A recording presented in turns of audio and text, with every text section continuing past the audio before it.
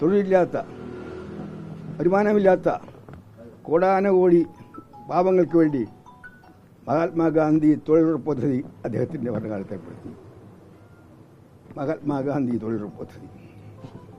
മറ്റൊന്ന്, കൃഷിക്കാർ കടം കൊണ്ട് കടക്കണിയിലായിട്ട് ആത്മഹത്യ ചെയ്യുന്ന സാഹചര്യത്തിൽ 72,000 കോടിയോളം വരുന്ന കൃഷിക്കാരുടെ കടങ്ങൾ എഴുതിത്തള്ളാൻ അദ്ദേഹം ധീരമായ തീരുമാനമെടുത്തു. അദ്ദേഹത്തിന് മാത്രം സാധിക്കുന്ന തീരുമാനമാണ്. വിവരാവകാശ നിയമം വന്നു. ഇന്ന് ആ നിയമം ഉണ്ടോ ഇല്ലോ എന്ന് ആർക്കും പറയാമായ സ്ഥിതിയാണ്. അധികം ഞാൻ പറയുന്നില്ല. ആദിവാസികളുടെ ഭൂമി ഏറ്റെടുക്കണമെങ്കിൽ ഗ്രാമസഭകളുടെ അനുവാദം കൂടി വേണം എന്ന നിയമം പാസ്സാക്കിയത് മൻമോഹൻ സിംഗ് എന്ന് പറഞ്ഞ പ്രധാനമന്ത്രിയുടെ കീഴിലാണ്. അങ്ങനെ ഈ രാജ്യത്തിൻ്റെ സാമ്പത്തിക സാമൂഹിക രംഗത്തെ വിപ്ലവകരമായ മാറ്റങ്ങൾ വരുന്ന ഒരുപാട് നിയമങ്ങൾ അദ്ദേഹം നടപ്പാക്കി. ഈ രാജ്യത്തിൻ്റെ മുഖച്ഛായ മാറ്റാൻ അദ്ദേഹത്തിന് കഴിഞ്ഞു. അന്താരാഷ്ട്ര രംഗത്തെ മൻമോഹൻ സിംഗ് അധികാരനായി മാറി. ലോകരാഷ്ട്രങ്ങളെല്ലാം ഇന്ത്യയുമായിട്ടുള്ള ബന്ധം ഊട്ടിയുറപ്പിക്കാൻ ശ്രമിച്ചു.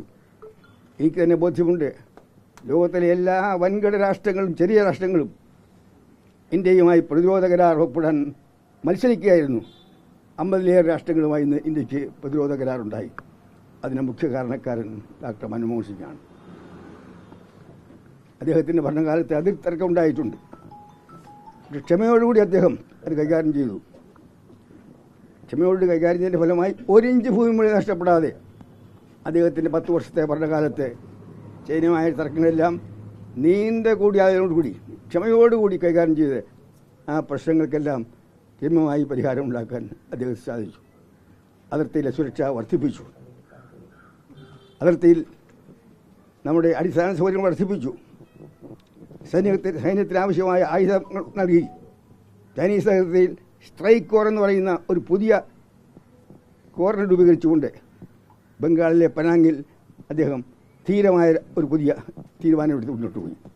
അങ്ങനെ ഇന്ത്യ സാമ്പത്തികമായി സൈനികമായി ഇത് ലോകത്തിലെ ഏറ്റവും പ്രധാനപ്പെട്ട 3-4 രാഷ്ട്രങ്ങളിലൊന്നാണ് സാമ്പത്തിക രംഗം ഇന്ത്യ. സൈനിക രംഗത്തും ഇന്ന് ലോകത്തെ 4-5 രാഷ്ട്രങ്ങളിലൊന്നാണ് ഇന്ത്യ. അതാണ് അദ്ദേഹത്തിൻ്റെ കാലത്തുണ്ടായ ഏറ്റവും വലിയ മാറ്റം.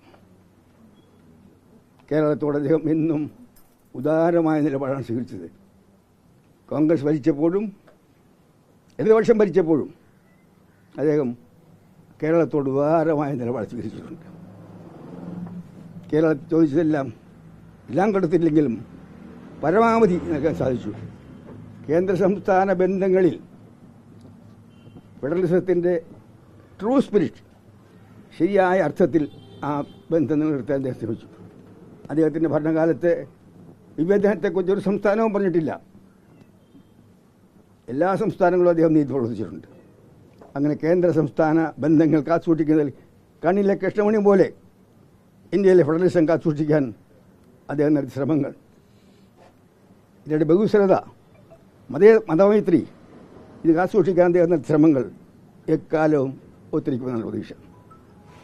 സ്വാതന്ത്ര്യം കിട്ടിയതിന് ശേഷം ഇന്ത്യയിൽ എല്ലാ സംസ്ഥാനങ്ങളിലും പ്രതിരോധ വകുപ്പിൻ്റെ ഒരുപാട് വ്യവസായങ്ങൾ വന്നു. കേരളത്തിൽ ആദ്യമായി പ്രതിരോധ വകുപ്പിൻ്റെ വ്യവസായം ഉണ്ടായത് മൻമോഹൻ സിംഗിൻ്റെ ഭരണകാലത്താണ്. തിരുവനന്തപുരത്തിലെ ബ്രഹ്മോസ് ഉൾപ്പെടെ കേരളത്തിലെ പല ജില്ലകളിലും പ്രതിരോധ വ്യവസായങ്ങൾ ഉണ്ടായത് ഡോക്ടർ മൻമോഹൻ സിംഗിൻ്റെ കാലത്താണ്. സ്വാതന്ത്ര്യത്തിന് ശേഷം ആദ്യമായി രാജീവ് ഗാന്ധി തറക്കല്ലിട്ട കണ്ണൂർ ജില്ലയിലെ ഏഴിമല അക്കാഡമി കമ്മീഷൻ ചെയ്തത് മൻമോഹൻ സിംഗിൻ്റെ കാലത്താണ്. അങ്ങനെ പറഞ്ഞാൽ തീരാത്ത നേട്ടങ്ങൾ ഉണ്ടാക്കിയ പ്രധാനമന്ത്രിയാണ്. പക്ഷേ ഇത്രയേറെ ലാളിത്യം, സത്യസന്ധത, നീതിബോധം, ആർഭാടമില്ല, സത്യസന്ധമായ ജീവിതം, ലളിതമായ ജീവിതം നയിച്ച അദ്ദേഹം കേരളത്തിൽ ഇന്ത്യക്കാർക്ക് മറക്കാൻ സാധ്യമല്ല. വ്യക്തിപരമായി എനിക്ക് അദ്ദേഹത്തെ എങ്ങനെ ഒരിക്കുമെന്ന് അറിയില്ല. 7 വർഷവും 7 മാസവും ഞാൻ അദ്ദേഹത്തിനോട് പ്രവർത്തിച്ചു.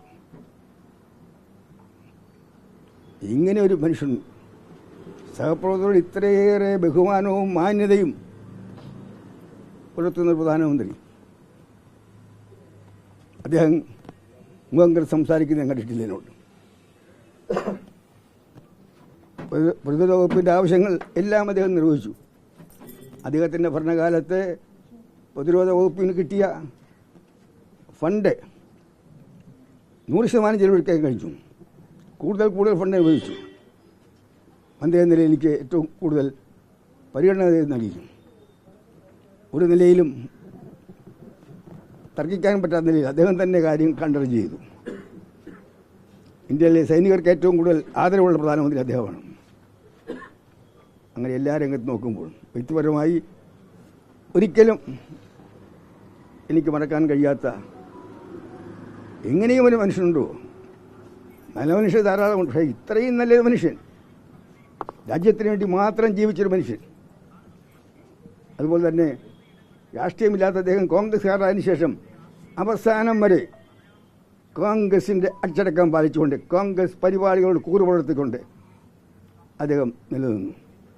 രാജ്യസഭയിൽ അദ്ദേഹം കടന്നു വരുമ്പോൾ എല്ലാ പ്രതിപക്ഷ പാർട്ടികളും എഴുന്നേറ്റിരിക്കും. എല്ലാവരും സഭ ഒന്നടങ്കം ബഹുമാനിക്കുന്ന ഒരു നേതാവായിരുന്നു അദ്ദേഹം. അദ്ദേഹത്തിൻ്റെ വേർപാട് തീർച്ചയായിട്ടും രാജ്യത്തെ ഉണ്ടാക്കിയ നഷ്ടം, ആ ശൂന്യത പെട്ടെന്ന് നികത്താൻ സാധ്യമല്ല. അദ്ദേഹത്തിൻ്റെ വേർപാടിൽ എനിക്കുള്ള ഒരനുഭവം കൂടി ഞാൻ പറയാം. ഞാനും അദ്ദേഹം ഒരുമിച്ച് ബോംബെക്ക് ഒരു യാത്ര പോയി, അതുപോലെ മദ്രാസിലേക്ക് യാത്ര പോയി. ആ സന്ദർഭങ്ങളിലെല്ലാം എയർക്രാഫ്റ്റിൽ നിന്നും അദ്ദേഹത്തിൻ്റെ ബാഗ്, വലിയ ബാഗ്, അദ്ദേഹം തന്നെയാണ് കയ്യിലെടുത്ത് പോകുന്നത്. മറ്റാരും അത് കയ്യിലെടുക്കാൻ സമ്മതിക്കത്തില്ല അദ്ദേഹം.